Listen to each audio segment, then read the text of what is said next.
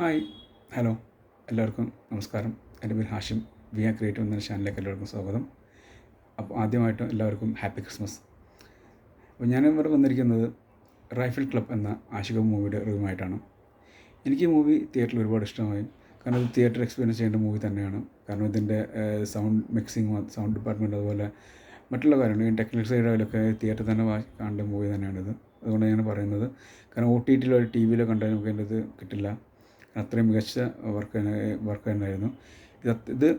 നല്ല അതുപോലെ തന്നെ തിയേറ്ററിൽ തന്നെ പോയി കാണണം. ഡോൾബി അറ്റ്മോസ് തന്നെ പോയി കാണണം. വേറെ ലെവലായിരിക്കും എൻ്റെ സൗണ്ടും കാര്യങ്ങളൊക്കെ.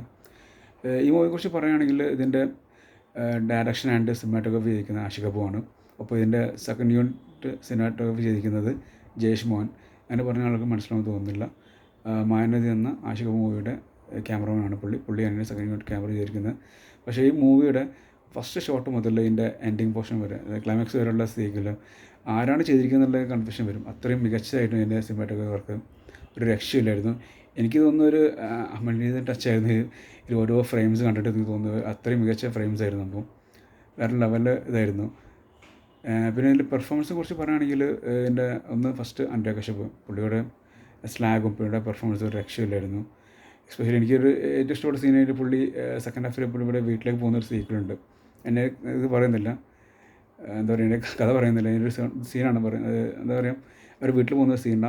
ആ സീനിൽ പുള്ളിയുടെ പെർഫോമൻസ്, അതുപോലെ അവിടെ കൊടുക്കുന്ന BGM ഉണ്ട്, വേറെ ലെവലായിരുന്നു. അതുപോലെ അതിൻ്റെ വേറെ പെർഫോമൻസ് പറയുകയാണെങ്കിൽ ദിലീഷ് പോത്തൻ, പുള്ളി വേറെ ലെവൽ സാധനം. പുള്ളി കട്ടക്ക് എന്താ പറയുക, അനുരാഗ് കശ്യപിൻ്റെ ഓപ്പോസിറ്റായി നിൽക്കുന്ന ഒരു ക്യാരക്ടർ നല്ല നൈസായിട്ട് പുള്ളി ചെയ്തിട്ടുണ്ടായിരുന്നു.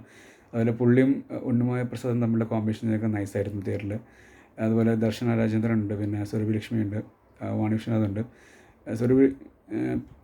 ദർശന രാജേന്ദ്രൻ്റെ അതുപോലെ RDX വില്ലൻ പേര് കിട്ടുന്നില്ല പുള്ളിയുടെ, അതുകൊണ്ടാണ് പുള്ളി തമ്മിലുള്ള കോമ്പിനേഷനൊക്കെ നൈസായിരുന്നു. അതുപോലെ പുള്ളിയുടെ ലാസ്റ്റ് ക്ലൈമാക്സിലെ പെർഫോമൻസൊക്കെ അടിപൊളിയായിട്ടുണ്ടായിരുന്നു.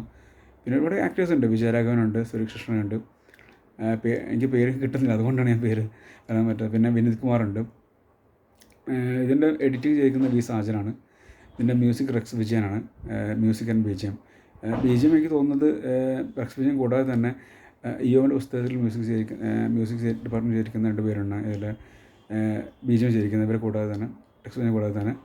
പിന്നീട് സൗണ്ട് മിക്സിങ്ങും അവരുടെ സൗണ്ട് ഡിസൈനിങ്ങും ഒരു രക്ഷയിലായിരുന്നു.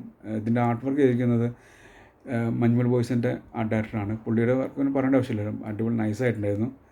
ഓരോ പെർഫോമൻസും നൈസായിരുന്നു. കാരണം എനിക്ക് തിയേറ്ററിൽ ഒരുപാട് വർക്കായ മൂവിയാണിത്. എസ്പെഷ്യലി ഇതിൻ്റെ മേക്കിങ്ങും അതുപോലെ ഇതിൻ്റെ വൈഡ് ഷോട്ട്, ഇതിൻ്റെ കട്ട് പല ഷോട്ടുണ്ട്, അതിനൊക്കെ ഒരു രക്ഷയില്ലായിരുന്നു. ആഷിക എന്ന ഡയറക്ടർ എനിക്ക് ഒരുപാട് ഇഷ്ടമാണ് പേഴ്സണലി. പുള്ളിയുടെ ഓരോ മൂവീസും ഞാൻ കാണാറുണ്ട്. സംഭവം ചിലത് തിയേറ്ററിൽ പോയി കാണാറുണ്ട്, ചിലത് OTT കാണാറുണ്ട്. പക്ഷേ ഇത് തിയേറ്ററിൽ തന്നെ കാണേണ്ട മൂവി തന്നെയാണ് പറയാൻ കാരണം ഇതിൻ്റെ ടെക്നിക്കൽ ഡിപ്പാർട്ട്മെൻറ്റ്, അതുപോലെ ഇതിൻ്റെ മേക്കിംഗ് ഒരു രക്ഷയിലായിരുന്നു. എസ്പെഷ്യലി ഇതിൻ്റെ സ്റ്റാർട്ടിങ് മുതലുള്ള ഇതിൻ്റെ BGM, റെക്സ് വിജയൻ ഇതിൻ്റെ ഫസ്റ്റ് ഷോട്ട് മുതൽ ഇതിൻ്റെ BGM കൊടുത്തിട്ടുണ്ട്. അത് വേറെ ലെവലായിരുന്നു. അത് കണ്ടാൽ തന്നെ എനിക്ക് കാണാനുള്ള മൂടാവും. സംഭവിച്ചാൽ അത് അത്രയും രസമായിട്ടുണ്ടായിരുന്നു. ഫസ്റ്റ് സീൻ മുതലുള്ള BGM വേറെ ഇതിലും ഓരോ ക്യാരക്ടേഴ്സിനും, അപ്പോൾ ഇതിൻ്റെ എടുത്ത് പറയുന്നില്ല, ഇതിലെല്ലാ ക്യാരക്ടേഴ്സിനും കറക്റ്റായ സ്പേസും സംഭവങ്ങളൊക്കെ ഉണ്ട്, പെർഫോമൻസ് സംഭവങ്ങളൊക്കെ ഉണ്ട്. നിങ്ങൾ ഇതിൻ്റെ ട്രയൽ കണ്ടെങ്കിൽ മനസ്സിലാവും എന്താ ഇതിൻ്റെ ജോണർ എന്താണെന്ന് കറക്റ്റ് മനസ്സിലാവും. ഓക്കെ, എന്തായാലും ഞാൻ എൻ്റെ പേഴ്സണൽ ഒപ്പീനിയൻ ഞാൻ പറഞ്ഞിരിക്കുന്നത്. എനിക്ക് ഈ പടം തിയേറ്ററിൽ ഒരുപാട് വർക്കായിട്ടുണ്ട്.